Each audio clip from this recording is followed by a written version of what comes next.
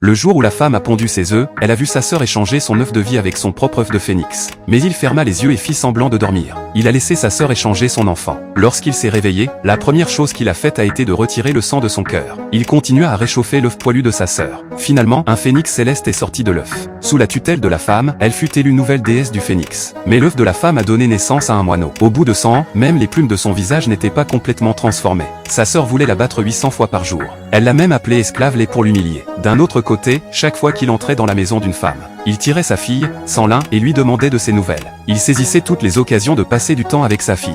Au moment de manger, sa sœur était encore plus attentive aux besoins de Sanrim. Sanlin adore le poisson. Il préfère ne pas manger plutôt que de l'aider à enlever les épines du poisson. Quant à Chuan-Nu, il était enchaîné à la table. Quand il a demandé s'il pouvait avoir un petit pain à la vapeur, sa sœur a changé de visage, s'est précipitée et l'a giflé violemment à 2 reprises. Puis elle a versé les restes de la table dans une bassine.